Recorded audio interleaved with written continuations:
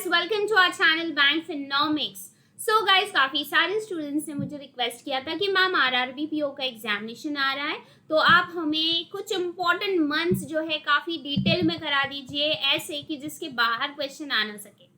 So I thought of starting this series again for you guys on this channel of mine Bank Phenomics. तो अभी तक आपने subscribe नहीं किया है तो सबसे पहले जाके इसे सब्सक्राइब कर लीजिए क्योंकि जो भी सेशंस रहेंगे आपके bank PO clerk and regulatory के लिए काफ़ी इंपॉर्टेंट सेशंस मैं आपके लिए अपलोड कर रही हूँ. ठीक है, तो जैसे बात कर रहे थे हम आरआरबी पीओ की, तो इसमें आपको 6 मंथ्स तो कवर करने हैं, लेकिन जहाँ तक डिटेल की बात है, ओके, इन डेप्थ एनालिसिस की बात है, तो जून, जुलाई, अगस्त एंड सितंबर ये 4 मंथ्स जो है काफ़ी ज़्यादा इंपॉर्टेंट रहेंगे. ओके, इसके बाद आपका आएगा आईबीपीएस पीओ, तो वो भी लाइंड अप रहेगा और उसमें भी जून आपका इम्पोर्टेंट रहेगा. ठीक है, तो जून आईबीपीएस के लिए भी करना है. ओके, एसबीआई आएगा, उसके अकॉर्डिंग हम 6 मंथ्स काउंट करके उसे भी कर लेंगे. एंड रही बात आरबीआई की, तो आरबीआई में आपको 8 मंथ का कवरेज करना ज़रूरी होता है इकोनॉमी एंड फाइनेंशियल न्यूज़ का. ओके, नॉर्मली 6 मंथ्स होता है फेज़ 1 के लिए और फेज़ 2 के लिए 8 मंथ्स आपको करने होता है इकोनॉमिक एंड फाइनेंशियल न्यूज़. लेकिन जहाँ तक रिपोर्ट्स की बात है, गवर्नमेंट स्कीम्स की बात है, आरबीआई सर्कुलर्स की बात है, तो ये आपका पूरा 1 ईयर का आपको कवरेज रखना है. तो इसीलिए अक्सर मैं अपने स्टूडेंट से ये कहती हूँ कि गाइस, अगर आपने सोच लिया है आपको बैंक पीओ करना है या तो आपको रेगुलेटरी एग्जाम निकालना है, तो आपको उसी दिन से करंट अफेयर्स प्रिपेयर करना स्टार्ट कर देना चाहिए क्योंकि कुछ क्वेश्चंस आपके काफ़ी पुराने भी एग्जामिनेशन में देखने मिलते हैं. एंड अगर आपको डेली पढ़ने की आदत है, करंट अफेयर्स एनालिसिस सेशन करने की आदत है, तो कहीं ना कहीं वो बैक ऑफ द माइंड आपको चीज़ें ध्यान में रहती ज़रूर है. ठीक है, तो चलिए इसी बात से आगे बढ़ते हैं और जून करंट अफेयर्स में क्विकली हम सारे सेशंस के जरिए हमारा जून इतना परफेक्शन से करेंगे कि यहाँ से आपको 90 to 95% जो है क्वेश्चंस डेफिनेटली 100% आपके एग्जामिनेशंस में देखने मिलेंगे. तो चलिए गाइस, तो ये सारे सोर्सेस हो गए, PIB, the Hindu, live mint, Indian Express and all the required sources जितने भी एक बैंक एंड रेगुलेटरी एग्जाम के लिए ज़रूरी है वो सारे सोर्सेस मैंने यहाँ पे कवर किए हैं. और कवर करने का यही मतलब है कि कहीं से भी क्वेश्चन आ जाए guys, you will be able to answer this with maximum accuracy. Okay, so please keep revising this multiple times. Okay, that's what I am humbly requesting all of you. Okay, तो चलिए बच्चों start करते हैं. Course content की बात की जाए तो हाँ, सारी चीज़ें जो हम देखने वाले हैं एनालिसिस के तौर पे, national international defence, books, authors, obituary, sports, science and tech, banking, financial, economic news and RBI circulars.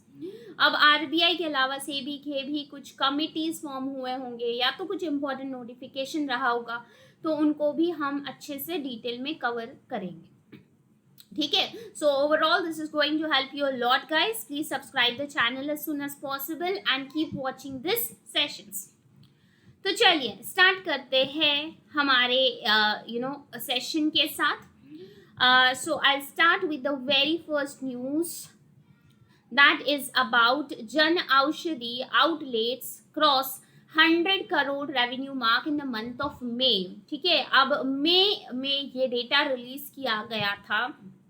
ठीक है, जो 1 जून के न्यूज़ का पार्ट बना है, मई का डेटा है कि जो जन औषधि आउटलेट्स है इनका रेवेन्यू 100 करोड़ मार्क क्रॉस कर चुका था. अब औषधि का मतलब है मेडिसिन. ओके, अब एक परियोजना है जिसके बारे में हम डिस्कस कर लेते हैं, देन न्यूज़ पे हम आते हैं गाइस कि ये जो बेसिकली है ये आपका जन औषधि दिवस के बारे में या तो जन औषधि परियोजना मनाई जाती है, प्रधानमंत्री भारतीय जन औषधि परियोजना इसका पार्ट है. तो जन औषधि दिवस जो है इस साल 4th एडिशन रहा है, जो ऑब्जर्व किया गया था 7 मार्च को, 7 मार्च को ये दिन ऑब्जर्व किया गया है. एंड हर साल 7 मार्च को बेसिकली जन औषधि परियोजना, ओके, एक स्कीम है, एक योजना है गवर्नमेंट की जिसको ऑब्जर्व करने के लिए हर साल ये दिन 7 मार्च को मनाया जाता है.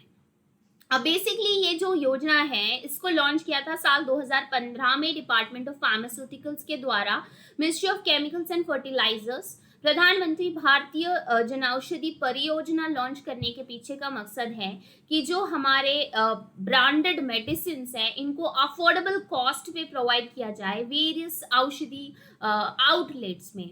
ओके, सो हेल्थ केयर को अफोर्डेबल बनाने के लिए 50 से 90% जो है कम दाम में अच्छे क्वालिटी के ब्रांडेड मेडिसिन जो है उपलब्ध किए जाएं, इसके लिए योजना लॉन्च की गई थी और इसको हम 7 मार्च को ये दिवस मनाते हैं। और इसके अलावा हम वीक भी मनाते हैं 1 मार्च से लेकर 7 मार्च तक के। इस साल जो है जन औषधि दिवस का थीम रहा था जन औषधि जन उपयोगी, राइट। सो जो औषधि है यहाँ पे ये बहुत उपयोगी है, बेनिफिशियल है, राइट। सो इसी का डेटा यहाँ पे रिलीज किया गया है जो न्यूज का पार्ट रहा है। ये data ministry of chemicals and fertiliser minister Mansukh Mandaviya ji के द्वारा रिलीज किया गया है, जिनके मुताबिक जो टोटल सेल्स है हमारे जेनरिक ड्रग्स का वो 100 करोड़ मार्क पहली बार in the month of May cross कर चुका था, जो पिछले बार 83.77 करोड़ था in the month of May last year. Okay, पिछले साल मई में इतना था और इस साल 100 करोड़, याद रखना है आपको, इतना क्रॉस हो चुका है। जो इम्प्लीमेंटिंग एजेंसी है, जो एजेंसी इसे इम्प्लीमेंट करती है वो है pharmaceuticals and medical device bureau of India, and ये आती है ministry of chemical and fertilisers के तहत। इसके अलावा डेटा के मुताबिक जो जन औषधि स्टोर्स हैं, आउटलेट्स है, वो 8,735 हो चुके हैं एंड लगभग जो है 739 डिस्ट्रिक्ट्स यहाँ पे कवर किए गए हैं। एंड फर्दर जाके मार्च 2024 तक के गवर्नमेंट ये प्लान कर रही है कि ये जो केंद्रस है, ये जो आउटलेट्स है, इनको 10,000 तक के लेकर जाएगी। इसके अलावा प्रेजेंटली केंद्रास में जो है 1600 medicine and 250 surgical devices, okay, जिसमें आपके आयुष प्रोडक्ट्स हो गए, न्यूट्रास्यूटिकल्स हो गए, सुविधा सैनिटरी पैड्स हो गए, 1 रुपीज पर पैड पे ऐसे 1600 medicine and 250 surgical devices available है। तो एग्जाम पॉइंट ऑफ व्यू से हमें डे याद रखना है, कब ऑब्जर्व किया जाता है, वीक कब ऑब्जर्व किया जाता है, थीम क्या है, योजना कब लॉन्च हुई थी, राइट। एंड इसके अलावा जो करंट डेटा है, पहली बार कितना रेवेन्यू का मार्क यहाँ पे हुआ है 100 करोड़ का। इम्प्लीमेंटिंग एजेंसी PMBI है एंड 10,000 का जो टारगेट रखा गया है, इतने केंद्र या आउटलेट्स गवर्नमेंट जो है प्लान कर रही। ओके, आते हैं नेक्स्ट न्यूज की ओर। 2 दिन का नेशनल कॉन्फ्रेंस एजुकेशन मिनिस्टर्स के लिए ऑब्जर्व किया गया है। Okay, so national education minister conference 1 June and 2 June. So basically इसकी शुरुआत हुई है 1 जून पे। 2 दिन का कॉन्फ्रेंस रहा है। कोई भी कॉन्फ्रेंस हो, कॉन्क्लेव हो, इसका वेन्यू काफी इंपॉर्टेंट है गाइस। सो यहाँ पे national education ministers conference, Dharmendra Pradhan union education minister and education minister from various states and union territories Gandhinagar Gujarat में आए और इन्होंने ये 2 दिन के कॉन्फ्रेंस को शुरू किया था, राइट। अब बेसिकली नाम में ही लिखा है एजुकेशन कॉन्फ्रेंस है, तो बेसिकली जो हमारा एजुकेशन सिस्टम है देश में, इसको और स्ट्रेंथन किया जाए, कुछ डिजिटल इनिशिएटिव्स को बढ़ावा दिया जाए, लाइक NDAR, ओके, ऐसे कुछ डिजिटल इनिशिएटिव्स को लाने के लिए, बेसिकली हमारे एजुकेशन सिस्टम को मोर रोबस्ट बनाने के लिए ये 2 दिन का नेशनल कॉन्फ्रेंस हुआ था। सो एग्जाम में सिंपल सा क्वेश्चन यही बनेगा कि ये जो कॉन्फ्रेंस है ये कहाँ पे हुआ था। सो गांधीनगर गुजरात में हुआ था। दूसरी बात, इसको किसने इनॉग्रेट किया या तो रिप्रेजेंट किसने किया, तो धर्मेंद्र प्रधान जी ने इसे किया। इसमें डिजिटल एजुकेशन को प्रमोट करने की बात की गई है, जैसे कुछ इनिशिएटिव्स है, दीक्षा पोर्टल, स्वयं Prabha TV channel, on air शिक्षा वाणी, ई पाठशाला, टेलीकास्ट, ओके, इन सारों के नाम आपको ध्यान में रखने की जरूरत नहीं है। लेकिन हाँ, डिजिटल इनिशिएटिव जो है NDEAR, ओके, ये जो था national digital education architecture, right, इसको बेसिकली अनाउंस किया गया था यूनियन बजट 2021-22 में। Okay, so digital first mindset या तो डिजिटल इंफ्रास्ट्रक्चर फॉर एजुकेशन को प्रमोट करने के लिए डिजिटल इनिशिएटिव का नाम आपसे पूछ सकते हैं। जो यूनियन बजट में अनाउंस हुआ था वो था नेशनल डिजिटल एजुकेशन आर्किटेक्चर। हमारी जो टीचिंग है, लर्निंग एक्टिविटीज है, एजुकेशन सिस्टम है, education planning, governance, administrative activities को और सपोर्ट एंड स्ट्रेंथन करने के पॉइंट ऑफ व्यू से एनडीआर एस्टैब्लिश हुआ था। ठीक है गाइस, चलिए बढ़ते हैं नेक्स्ट न्यूज की ओर। Central government reconstitute central advisory board on archaeology काबा। सो बेसिकली यहाँ पे बात हो रही है एक पर्टिकुलर बोर्ड की, सेंट्रल एडवाइजरी बोर्ड है आर्कियोलॉजी के लिए। बेसिकली जो हमारा एएसआई है, archaeological survey of India, ASI, and जितने भी आर्कियोलॉजिकल इंस्टीट्यूट्स है या इंडियन यूनिवर्सिटीज हैं जो आर्कियोलॉजिकल रिसर्च करती हैं, ओके, आर्कियोलॉजिकल रिसर्च करती हैं, सेम पर्पस जो एएसआई सर्व करता है। एएसआई क्या करता है? एएसआई मिनिस्ट्री ऑफ कल्चर के तहत एक प्रीमियर ऑर्गेनाइजेशन है जो आर्कियोलॉजिकल रिसर्च करता है एंड जो भी हमारे कल्चरल हेरिटेज साइट्स है उनको प्रोटेक्ट करना, प्रिजर्व करना। ओके, सो लगभग जो है 3650 ऐसे मॉन्यूमेंट्स, आर्कियोलॉजिकल साइट्स जो नेशनल सिग्निफिकेंस के हैं उनको प्रोटेक्ट एंड कंजर्व करने का काम जो है एएसआई के तहत आता है। तो एएसआई या तो ऐसी इंडियन यूनिवर्सिटीज के साथ मिलकर, ओके, आर्कियोलॉजिकल साइट्स को प्रिजर्व करने के लिए ये बोर्ड बनाया गया है जिसका नाम है काबा। ओके, इसके बारे में न्यूज हम पढ़ रहे हैं। अब एएसआई जो है इसको स्टैब्लिश किया गया था 1861 में अलेक्जेंडर कनिंघम, ये पहले डायरेक्टर जनरल रहे हैं एएसआई के, एंड अलेक्जेंडर कनिंघम को फादर ऑफ इंडियन आर्कियोलॉजी भी कहा जाता है। क्या मैम ये तो स्टैटिक हो गया? यस, तो स्टैटिक आपको रैंडमली कोई भी उठा के नहीं पूछते हैं, आपको स्टैटिक वही पूछते हैं जो यू नो करंट का पार्ट बना है। सो करंट अफेयर्स, एएसआई से रिलेटेड करंट अफेयर्स आया तो उसी से लेकर आपको स्टैटिक सवाल बन सकता है। तो इसीलिए जब भी मैं कोई भी सेशन करवाती हूँ तो आई मेक श्योर कि मैं उसको करंट और स्टैटिक दोनों को साथ ही कवर करते चलूँ। And even banking, okay, banking का कोई टर्म आ जाता है, टर्मिनोलॉजी आ जाती है तो हम वही का वही उसको क्लियर करते चलते हैं। तो एक तीर में आपके तीनों शिकार होते हैं, static, current and your banking. Okay, so basically it is all together a combo of everything making GA. Okay, so separately आपको बहुत ज़्यादा अलग से पढ़ने की ज़रूरत नहीं पड़ती है, right? You have to do the session and that's all. That is sufficient. Well, banking के लिए अलग से topics मैं करवाऊँगी आपको, banking awareness, तो उसमें आपको बस ज़्यादा इम्पॉर्टेंट आपको इम्पोर्टेंस जो होता है बैंकिंग अवेयरनेस का, ये आपके इंटरव्यूज़ में ज़्यादा होता है। ओके, इंटरव्यूज में वेल कुछ क्वेश्चंस आते हैं स्टैटिक बेस्ड, सो उनको भी हम न्यूज में कवर करते ही हैं। जब भी आपकी टर्मिनोलॉजी आती है तो I cover it then and there. Okay, yeah and और भी जो सेशंस हमारे चल रहे हैं यूट्यूब पे उनको भी फॉलो करिएगा ताकि आपको बैंकिंग के भी टॉपिक्स आपके कवर हो जाए।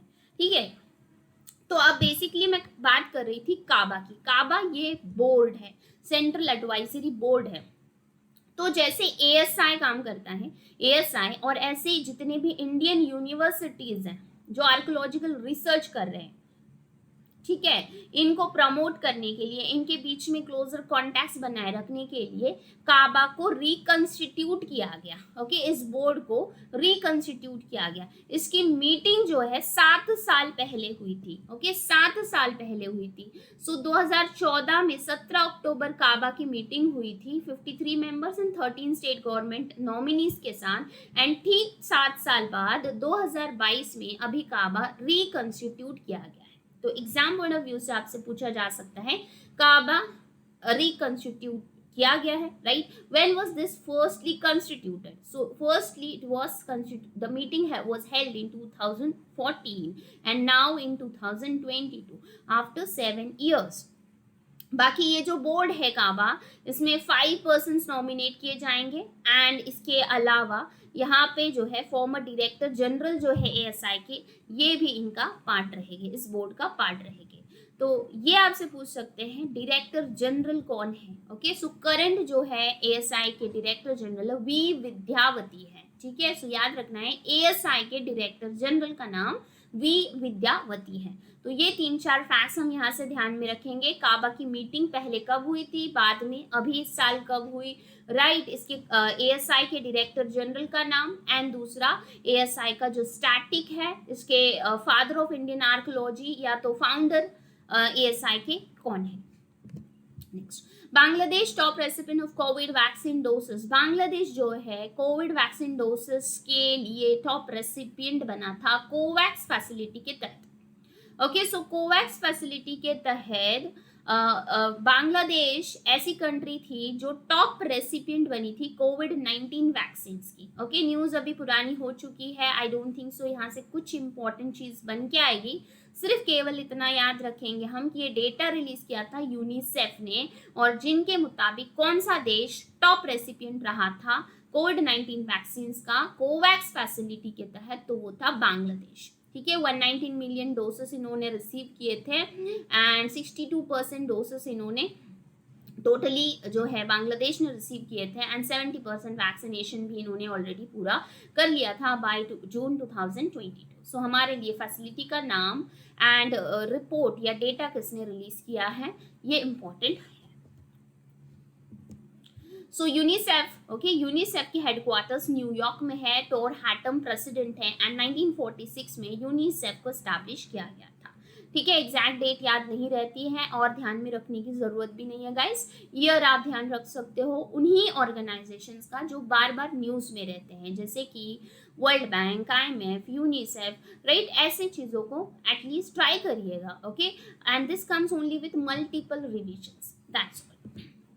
Next news is about a day, global parents day 1 जून को मनाया जाता है। सो हर साल 1 जून को global day of parents throughout the world, दुनिया भर में जो हमारे पेरेंट्स के सैक्रिफाइसेस है, जो कॉन्ट्रीब्यूशंस है, राइट, जो सेल्फलेस कमिटमेंट वो अपने बच्चों के लिए देते हैं, लाइफ लॉन्ग सैक्रिफाइसेस हमें नर्चर करने में लगाते हैं, उनकी पूरी जिंदगी का जो कॉन्ट्रीब्यूशन है उसको ट्रिब्यूट देते हुए हर साल जो है 1 जून को ग्लोबल डे ऑफ पेरेंट्स मनाया जाता है, और इससे प्रोक्लेम किया है यूनाइटेड नेशंस के द्वारा। Global day of parents, basically इसका theme appreciate all parents throughout the world रहा है। कोई भी डे अगर पूछा जाए तो उसमें से आपको थीम याद रखना है, डे याद रखना है, कब ऑब्जर्व किया जाता है, एंड हाँ, इसको अगर किसी ने ऑफिशियली रिकॉग्नाइज किया है तो वो भी याद रखना है, यूनाइटेड नेशंस।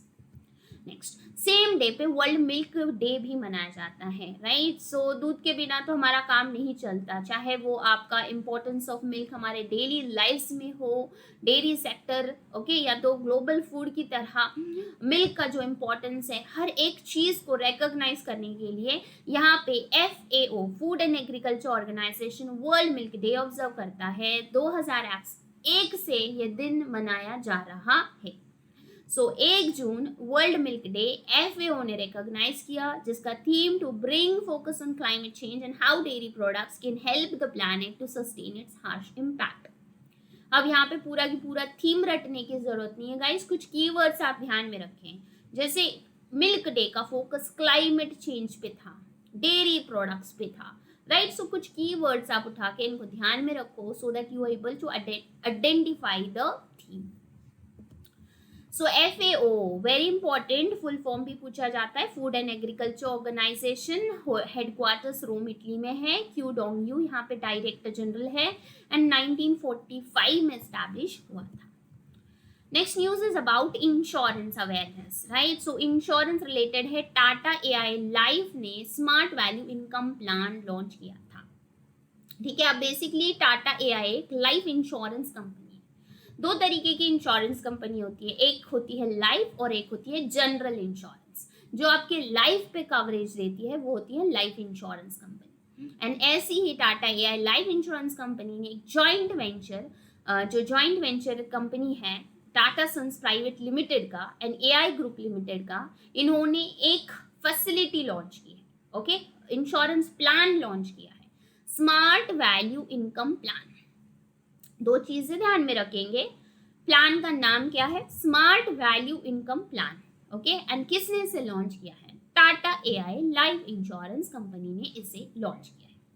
अब बाकी की जो चीजें है गाइस, ओके, अब इंश्योरेंस न्यूज से इतना डिटेल में जाके पूछना थोड़ा सा मुश्किल है, right. May be they may not ask you. जब भी कोई क्वेश्चन डिटेल में बनता है तो वो होता है आपके इकोनॉमी, फिनेंस या बैंकिंग से रिलेटेड, या तो स्कीम से रिलेटेड, रिपोर्ट से रिलेटेड, राइट। अब ये है इंश्योरेंस की न्यूज। आपको जानना जरूरी है कि प्लान कैसे वर्क करता है for your awareness purpose, right. Exam point of view से प्लान का नाम, किसने इसे लॉन्च किया, या तो कुछ की फैक्ट आप पढ़ोगे, and in case by mistake अगर एग्जाम डिफिकल्ट हो जाता है तो they may ask you, okay, and you have to, if you have read this you will be able to answer.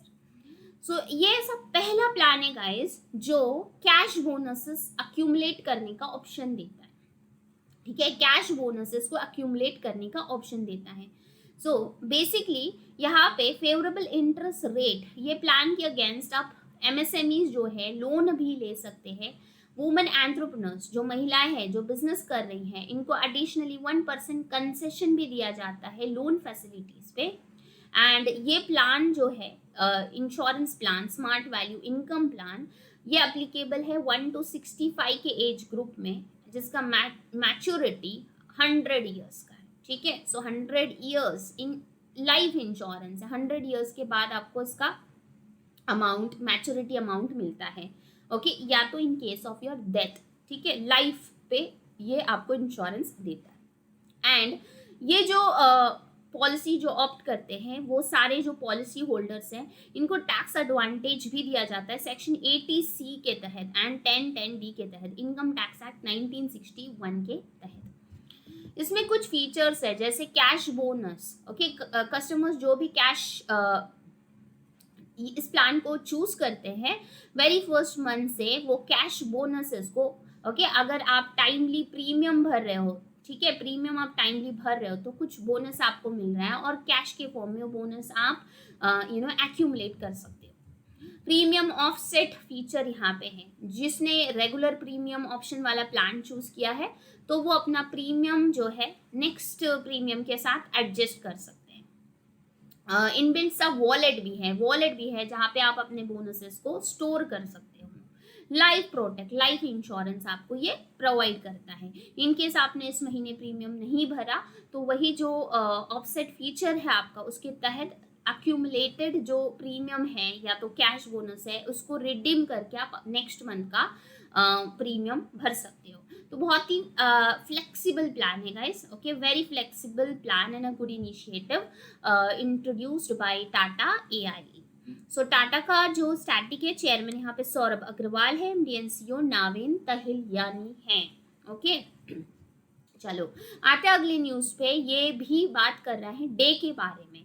2 days हमने देखे, global day of parents and global milk day, और ये तीसरा day है योगा फॉर ह्यूमैनिटी। अब ये day नहीं था एज सच, राइट, हम तो 1 जून का ही कवर कर रहे हैं अभी, लेकिन ये इसकी थीम जो है ऑलरेडी एडवांस में मोदी जी ने अनाउंस कर दी थी, ठीक है। ये दिन जो है yoga day, international day of yoga, इसका 8वां एडिशन इस साल जो है 21 जून को मनाया गया, 21 जून को, okay, 21 June is observed as international day of yoga.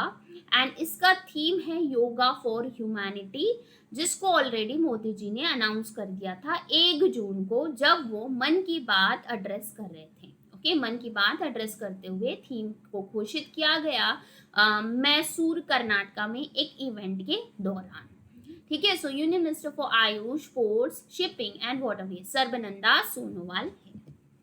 आते हैं नेक्स्ट न्यूज की ओर। NCTE ने एक ऑनलाइन पोर्टल लॉन्च किया है।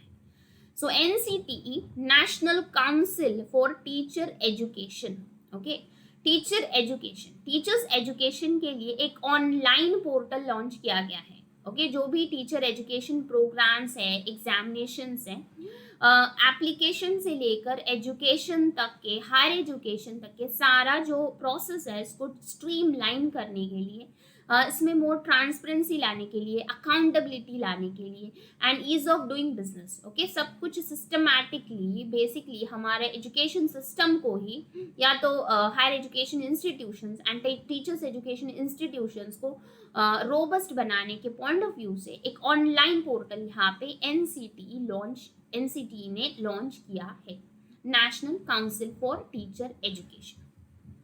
इसमें ITEP that is integrated teacher education programme के एप्लीकेशंस की शुरुआत भी कर दी गई थी। सो सिर्फ इतना याद रखना है guys, higher education institutions, teacher education institution के लिए ऑनलाइन पोर्टल किसने लॉन्च किया? NCTE ने लॉन्च किया, national council for teacher education. ठीक है, इसको फाउंड किया गया था 1995 में। श्री संतोष सारंगी इसके चेयरपर्सन है, हेडक्वार्टर्स इसके न्यू दिल्ली में है। Next news is about Maharashtra topping in sugar production. Okay, अब 5 साल के गैप के बाद महाराष्ट्र ने यूपी को ओवरटेक किया है। ओके, उत्तर प्रदेश को ओवरटेक करते हुए महाराष्ट्र जो है टॉप प्रोड्यूसर बन चुका है शुगर का। ठीक है, तो काफी सारे शुगर मिल्स हैं महाराष्ट्र में। Top one of the top producing states हमेशा से रहा है, लेकिन इस बार यूपी को भी ओवरटेक किया है एंड महाराष्ट्र टॉप पे है इंडिया के शुगर प्रोडक्शन में। शेखर गायकवाड़ जो है शुगर कमिश्नर है महाराष्ट्र के, और इन्होंने ये कहा है कि जो टोटल शुगर प्रोडक्शन रहा है 21-22 के लिए, यहाँ पे देख सकते हो 138 लाख टन का है। ओके, 138 लाख टन का है। बाकी सारे स्टेट्स का याद रखने की जरूरत नहीं है। महाराष्ट्र का कितना है? 138 लाख टन्स। एंड पिछला जो सा 160 लाख टन का था 2018-19 के लिए, उसको भी रिकॉर्ड को बीट किया है एंड यूपी को ओवरटेक किया है महाराष्ट्र ने। नेक्स्ट, महाराष्ट्र ने GST रजिस्ट्रेशन में भी टॉप किया है। ठीक है, अब यहाँ पे महाराष्ट्र फर्स्ट प्लेस पे रहा and UP again second place पे रहा। ओवरऑल जो रजिस्ट्रेशंस होते हैं GST के business and dealers, okay, overall जो रजिस्ट्रेशंस है बिजनेस एंड डीलर्स के द्वारा GST के, इसमें टॉप किसने किया? तो महाराष्ट्र ने किया। अब ये ऑफिशियल डेटा रिलीज किया था GST रजिस्ट्रेशंस का, जिसमें महाराष्ट्र के 1.48 मिलियन नॉर्मल GST पेयर्स हैं जो टैक्स भरते हैं मंथली बेसिस पे, जबकि यूपी के 1.33 मिलियन है। ठीक है, सो याद रखेंगे महाराष्ट्र के 1.48 मिलियन। देन गुजरात का, तमिलनाडु का भी हमें दिया है, कर्नाटका का डेटा दिया हुआ है। हमारे लिए सब कुछ याद रखना पॉसिबल भी नहीं है एंड पूछने भी नहीं वाले। ठीक है, आई डोंट थिंक सो ये भी पूछेंगे, क्योंकि ये हर बार वेरी होता है। अब टॉप कौन है ये याद रखेंगे। ओवरटेक किसको किया है? यूपी को किया है। एंड कौन से कैटेगरी में? Registration for business overall. Okay, इससे रिलेटेड ही न्यूज है कि यूपी जो है, ओके, उत्तर प्रदेश है, ये स्मॉल बिजनेसेस में टॉप किया है। ओके, सारे बिजनेस में टॉप किया है महाराष्ट्र ने एंड स्मॉल बिजनेसेस में टॉप किया है यूपी। ठीक है, तो कई सारे सोर्सेस पे ना मिसगाइड किया गया है कि Maharashtra and UP has topped, but read it very clearly guys, Maharashtra overall topper है एंड यूपी जो है स्मॉल बिजनेसेस में टॉप किया गया है। ठीक है, तो यहाँ पे याद रखना है यहाँ पे फर्दर मोर इम्पोर्टेंट डेटा आपको ध्यान में रखने की जरूरत नहीं है। Next news is about SEBI has restructured committee which reviews the risk management framework। Risk तो हर जगह है, रिस्क मतलब खतरा, राइट। सो रिस्क चाहे वो आपका बैंक हो, SEBI हो या फाइनेंशियल इंस्टीट्यूशन हो, राइट। स्टॉक मार्केट, SEBI का मतलब यहाँ पे स्टॉक मार्केट से रिलेटेड रिस्क जो है इसको मिटिगेट करने के लिए SEBI ने क्या किया है? कमिटी बनाई थी। ओके, SEBI ने कमिटी बनाई थी जिसको रिकंस्टिट्यूट किया गया। रिकंस्टिट्यूट का मतलब है दोबारा से इसमें कुछ चेंजेस किए जाना, राइट। सो अगर मेंबर्स चेंज हुए हैं तो उसे रिकंस्टिट्यूट किया जाता है, अगर कुछ गाइडलाइंस चेंज किए गए हैं तो उसे रिकंस्टिट्यूट किया जाता है। तो अब बेसिकली हमें यहाँ पे 3-4 क्वेश्चन यहाँ पे बनते हैं। पहली बात, ये जो कमिटी है इसको रिस्ट्रक्चर किया है SEBI ने, और ये किस चीज के लिए है? ये रिव्यू करती है risk management framework for cash and derivatives including commodity derivatives. Derivative एक फिनेंस कॉन्सेप्ट है, ओके। इस पे मैं आपको कॉन्सेप्ट वीडियोस करवाऊंगी, राइट। जैसे मैं आरबीआई के लिए सीरीज स्टार्ट कर चुकी हूँ फिनेंस मैनेजमेंट की, सो डेरिवेटिव्स पूरा टॉपिक मैं आपको करवाऊंगी। तो डेरिवेटिव ये आपका इंस्ट्रूमेंट है, फाइनेंशियल इंस्ट्रूमेंट है। तो इसमें जो भी रिस्क होती है, ओके, जैसे स्टॉक मार्केट में रिस्क होती है, ऐसे ही डेरिवेटिव्स को लेकर रिस्क को मैनेज करने के लिए एक फ्रेमवर्क बनाया गया है, और उसके लिए 14 मेंबर की कमिटी जिसे हेड किया है IIM अहमदाबाद के प्रोफेसर JR वर्मा ने, ठीक है। अब बेसिकली कमिटी को जो टास्क दिया गया है कि टाइम टू टाइम जो है ये कमिटी ऑब्जर्व करेगी कि डेरिवेटिव मार्केट का क्या सिचुएशन है, कमोडिटी मार्केट का क्या सिचुएशन है, इसमें क्या रिस्क है, उससे हम प्रोटेक्ट कैसे अपने आप को कर सकते हैं, स्टॉक एक्सचेंज के लिए मेजर्स क्या क्या लिए जाने चाहिए, इनको लेकर सुझाव देना, रिकमेंडेशंस पास करना, ये कमेटी का काम है। तो कमिटी में ये सारे मेंबर्स हैं गाइस, इन सब का नाम बिल्कुल भी याद रखने की कोशिश ना करें, सिर्फ इनका चेयरमैन का नाम यहाँ पे इम्पोर्टेंट है। चाहे वो सेबी का एग्जाम क्यों ना हो, आपसे मेंबर कभी नहीं पूछते, right. You just have to remember chairman कौन है, professor JR Varma, IIM Ahmedabad से प्रोफेसर है जो चेयरमैन है। कमिटी कितने मेंबर्स की है, 14 मेंबर्स की है। पर्पस क्या है, risk management frame. Next, Tata Motors to acquire Ford India's manufacturing plant in Gujarat. अब बेसिकली यहाँ पे क्या हुआ है, गुजरात में टाटा मोटर्स जो है फोर्ड का मैन्युफैक्चरिंग प्लांट अक्वायर कर रहा है। अब जैसे आप जानते हैं फोर्ड ने अपना बिजनेस जो है इंडिया से क्लोज किया है, राइट। फोर्ड के जो भी मैन्युफैक्चरिंग प्लांट्स है उसको क्लोज कर दिया गया है। अब जो भी रेडीमेड मैन्युफैक्चरिंग प्लांट्स है, फोर्ड के जाने के वजह से इसको अक्वायर कर रहा है टाटा, ओके। सो टाटा ने यहाँ पे कहाँ का प्लांट अक्वायर किया है, गुजरात का, ठीक है। सो गुजरात में सनद व्हीकल मैन्युफैक्चरिंग प्लांट, ओके, सनद व्हीकल मैन्युफैक्चरिंग प्लांट, जहाँ पे ये फोर्ड की कार्स मैन्युफैक्चर होती थी, अब वहीं पे टाटा की कार्स मैन्युफैक्चर होगी, व्हीकल्स मैन्युफैक्चर होगी। तो ये जो है Tata passenger electric mobility limited, ये सब्सिडरी कंपनी है टाटा मोटर्स की। टाटा मोटर्स पैरेंट कंपनी है और उसी की सब्सिडरी है Tata passenger electric mobility limited, मतलब जो उसके अंडर काम करती है, यूनिट है उसका। इन्होंने MOU किया है कि जो भी FIPL Ford India manufacturing plant, okay, Ford company के जो भी एम्प्लॉयज है उसे अभी टाटा टेक ओवर कर रहा है, पूरे मैन्युफैक्चरिंग प्लांट को ही टेक ओवर कर रहा है। तो बेसिकली ये विन विन सिचुएशन है, एंड जिससे दोनों एंटिटीज को फायदा है, ओके। सो फोर्ड को भी अपना प्लांट के बदले जो भी कॉस्ट वो चार्ज कर रहा है वो उसे मिल जाएगा, एंड टाटा को रेडीमेड जो है फोर्ड का मैन्युफैक्चरिंग प्लांट या बेस जो है मिल जाएगा। सो ये MOU दोनों के लिए एक विन विन सिचुएशन है। एंड नटराजन चंद्रशेखरन जो है बोर्ड ऑफ टाटा सन्स के चेयरमैन है, एंड नॉन एग्जीक्यूटिव चेयरमैन भी है टाटा मोटर्स के। Next is about an appointment, Rajesh Gera director general बने हैं NIC के, नेशनल इंफॉर्मेटिक्स सेंटर के DG कौन बने, राजेश गेरा। अब NIC एक गवर्नमेंट ऑर्गेनाइजेशन है जो MITI के तहत आता है, ministry of electronics and information technology. अब बेसिकली गाइस इसका काम क्या है NIC का, NIC एक डेटाबेस या तो डेटा सेंटर हम कह सकते हैं, जो भी आपका आधार है, पासपोर्ट है, पैन है, इसका सारा डेटा रिकॉर्ड मेंटेन करता है NIC, national informatics centre.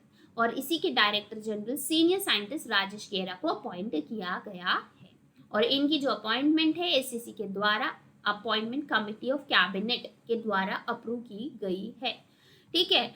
NIC का स्टैटिक ध्यान में रखेंगे, 76 में स्टैब्लिश हुआ था, लेट N शेषागिरी के अंडर, ओके, इनके द्वारा, N शेषागिरी के द्वारा इलेक्ट्रॉनिक कमीशन ऑफ इंडिया के तहत इसे स्टैब्लिश किया गया था। It was later moved under the Planning Commission of India, and बाद में यह आया था MITI के तहत, ठीक है। तो हमें याद रखना है MITI के तहत है, ministry of electronics information technology, Rajesh Gera director general बने हैं। Next, N Sundar appointed as to NARCL as MD and CEO. Mark it a very important and a short question for examination. So N सुंदर, okay, so इनकी appointment की गई है, NARCL के managing director and chief executive officer बने। NARCL का full form पूछा जा सकता है, national asset reconstruction company limited. Okay, अब ये एक बहुत ही इंपॉर्टेंट कॉन्सेप्ट है गाइस, बैंकिंग से रिलेटेड, जिसपे आए दिन कोई ना कोई सवाल बनता है, चाहे वो आपका मेंस में हो या तो आपके डिस्क्रिप्टिव राइटिंग में हो। Bad bank, okay, bad bank को लेकर NARCL एक बहुत ही इंपॉर्टेंट कॉन्सेप्ट है, या तो आप इंटरव्यू में भी पूछ सकते हैं। सो NARCL बेसिकली क्या करता है guys? NARCL national asset reconstruction company limited, ये काम करता है IDRCL के साथ। IDRCL के साथ मिलकर ये बैड बैंक का काम करता है, बैड बैंक का काम। एंड बैड बैंक का मतलब क्या है? बैड बैंक आपके स्ट्रेस्ड असेट्स को खरीद के रिकवरी करती है। स्ट्रेस्ड असेट मतलब NPA, okay, NPA non performing assets. जो लोन आपने लिया है, मान लो आपने बैंक से लोन लिया है एंड आपने 90 दिन तक के पैसा रीपे नहीं किया, राइट, आपने बैंक का पैसा रीपे नहीं किया, तो बैंक के लिए वो बैड लोन बन जाता है, या तो NPA बन जाता है, या तो स्ट्रेस्ड असेट बन जाता है। और इसी को रिकवर करने के लिए गवर्नमेंट ने बैड बैंक बनाई है, NARCL और IDRCL को मिला के, India debt resolution company limited and National Asset Reconstruction Company Limited. So basically rupees 2 lakh crore have been identified to be taken under the first phase of NARCL, and NARCL का जो total capital है 6000 करोड़ का है। 2021 में NARCL को RBI ने licence दिया था to operate as bad bank, ठीक है, ये वसूली करने का काम, जो भी बैंक का पैसा डूबा हुआ है, जो भी बैंक का NPA है, उनको खरीद के, ओके, NARCL उनको खरीद के IDRCL को रिकवरी के लिए दे देता है, और रिकवरी करके बैंक, पब्लिक सेक्टर बैंक को अपना अपना शेयर बांट देता है। सो पब्लिक सेक्टर बैंक्स का 51% ओनरशिप जो है NARCL में है, ठीक है। एंड ये जो NARCL है, इसी के MD एंड CEO बने हैं N सुंदर, वेरी इंपॉर्टेंट अपॉइंटमेंट। पहले जो है सुंदर जी SBI में 37 ईयर्स सर्विस कर चुके हैं, and he retired as a deputy managing director and chief credit officer of State Bank of India, ठीक है। और NARCL की बात हमने की है, right, public and private sector banks का ये जॉइंट इनिशिएटिव है, जो बैड लोन या तो NPA को रिकवर करने का काम करता है। जुलाई 2021 में इनकॉर्पोरेट किया गया था, एंड बेसिकली इसको लाइसेंसिंग जो है, ओके, RBI ने अक्टूबर में दी थी। Jharkhand gets WHO award for tobacco control, ठीक है। सो झारखंड को वर्ल्ड हेल्थ ऑर्गेनाइजेशन अवार्ड दिया गया है टोबैको कंजम्पशन को कंट्रोल करने के लिए। जैसे कि हम सब जानते हैं, झारखंड में जो टोबैको कंजम्पशन रेट था वो काफ़ी ज़्यादा था, इनफैक्ट अभी भी है, लेकिन काफ़ी हद तक के मेजर्स झारखंड ने लिए हैं to reduce the consumption of tobacco. So इसी के कारणवश यहाँ पे झारखंड को WHO अवार्ड दिया गया है। सो झारखंड के जो भी एफर्ट्स, झारखंड ने जो भी एफर्ट्स लिए हैं टोबैको कंजम्पशन को कंट्रोल करने के लिए, इसको अप्रिशिएट करते हुए WHO has selected Jharkhand for world no tobacco award, ठीक है। सो अवार्ड का नाम और किस स्टेट को चुना गया है, ये यहाँ से इम्पोर्टेंट है। अब हेल्थ डिपार्टमेंट का एक स्टेट टोबैको कंट्रोल सेल है झारखंड का, जिन्होंने न्यू दिल्ली में ये अवार्ड को रिसीव किया। नेशनल टोबैको कंट्रोल प्रोग्राम साल 2012 में झारखंड ने लॉन्च किया था, नेशनल टोबैको कंट्रोल प्रोग्राम, जिसके तहत जो टोबैको प्रेवलेंस रेट है स्टेट में 51% हुआ था, जिसमें से 48% स्मोकलेस यूजर्स थे, एंड बाद में जाके ये और धीरे धीरे कम भी हुआ था। रिपोर्ट इन्होंने 2018 में पब्लिश किया था, गैट्स रिपोर्ट, जिसमें टोबैको यूजर्स जो है झारखंड के 38.9% तक के पहुंच चुके हैं, एंड फर्दर अभी भी झारखंड मेजर्स ले रहा है। 2022 तक के काफ़ी सारे मेजर्स लिए गए हैं टोबैको कंजम्पशन को कंट्रोल करने के लिए। सो झारखंड के चीफ मिनिस्टर हेमंत सोरेन है और ये अवार्ड किसका है? WHO का है, याद रखिए। Next news is about supercomputer, okay, very important. Supercomputer Param Ananda commission at IIT Gandhinagar, okay, IIT Gandhinagar में सुपर कंप्यूटर कमीशन किया गया है, जिसका नाम आपको ध्यान में रखना है परम अनंता, ओके, परम अनंता। परम अनंता ये एक सुपर कंप्यूटिंग फैसिलिटी है नेशनल सुपर कंप्यूटिंग मिशन के तहत, जिसको बनाया गया है ministry of electronics and information technology and department of science and CDAC के द्वारा, और इसे कमीशन किया गया है गांधीनगर। अब क्या मैम है, पूरा याद रखना है? Not necessary, remember the venue, ठीक है, कहाँ पे इसे कमीशन किया गया है एंड इसका नाम क्या है? Paramananda super computer IIT Gandhinagar में कमीशन हुआ है। इसका जो ऑपरेटिंग स्पीड है, कैपेसिटी है, टेराफ्लॉप्स में इसे मेजर करते हैं, ठीक है। टेराफ्लॉप जो है कैपेबिलिटी या प्रोसेसिंग स्पीड को कैलकुलेट करता है, जो 838 टेराफ्लॉप्स का 838 टेराफ्लॉप्स का है। बाकी CPU कोर्स ये सब याद रखने की जरूरत नहीं है। 838 टेराफ्लॉप्स कैपेसिटी ध्यान में रखेंगे एंड IIT गांधीनगर में कमीशन हुआ है। और नेक्स्ट इसका लोगो इंपॉर्टेंट है, सुदर्शन चक्र, ओके, ये भी इंपॉर्टेंट है। इसका लोगो सुदर्शन चक्र इंडिकेट कर रहा है। And the last and the final news is about a very famous obituary. Bollywood singer, famous playback singer Krishna Kumar Kunnath, okay, इनका निधन हुआ था। एक लाइव कॉन्सर्ट ये परफॉर्म कर रहे थे कोलकाता में, जिसके कारणवश 53 इयर्स के एज में इनका निधन हो गया। और निधन हुआ है कोलकाता में, लेकिन ये बिलोंग करते हैं दिल्ली से, ओके। सो अगर इनका प्लेस पूछा जाए फ्रॉम वेयर के वॉज बिलोंगिंग फ्रॉम, तो दिल्ली इसका आंसर बनेगा, ठीक है। सो दिल्ली में, और निधन कोलकाता में। बेसिकली इनके काफी सारे सुपर हिट सॉन्ग्स हैं, हिंदी, तमिल, तेलुगु, कन्नड़ा, बंगाली, ओके, इन सारे लैंग्वेजेस में, ओके। यारो दोस्ती, तड़प तड़प के, इस दिल से, खुदा जाने, आंखों में तेरी, ये सारे सॉन्ग्स इनके हैं। और ये इंपॉर्टेंट ऑबिचुअरी है, जिससे सवाल आपको बन सकता है कि यस किस प्लेस से बिलोंग करते थे, या तो इनका प्रोफेशन क्या था, ओके। सो सिंगर, कई बार स्टूडेंट्स थिंक कि एज भी ध्यान रखना है, क्या उनका कुछ और चीज़ें ध्यान में रखनी है, not needed, okay. So as नहीं ध्यान में रखते बच्चों, सिर्फ प्रोफेशन और प्लेस, या तो may be, okay. Question I don't think so इतना डिफिकल्ट बनेगा कि उनके सॉन्ग्स आपको पहचानने दिए जाए, राइट, ये तो मुश्किल है बनना। लेकिन हाँ, अगर कुछ इंपॉर्टेंट ऑबिचुअरी है जहाँ पे वो अवार्डी रहे, कोई नेशनल इंटरनेशनल सिग्निफिकेंस या नोबेल प्राइज, तो ऐसी चीज़ों में वो इम्पॉर्टेंट बन जाता है। यहाँ पे सॉन्ग्स वगैरह not needed. So this was all about today's session guys. I hope all of you enjoyed it, and मेरी कोशिश यही रहती है कि आप 100% ध्यान दे के सुनोगे सेशन को, तो आपका 90% काम वही हो जाता है, एंड 10% आपको रिविजन करना पड़ता है, ठीक है। सो आई मेक श्योर कि आई रिवाइज इट थरली।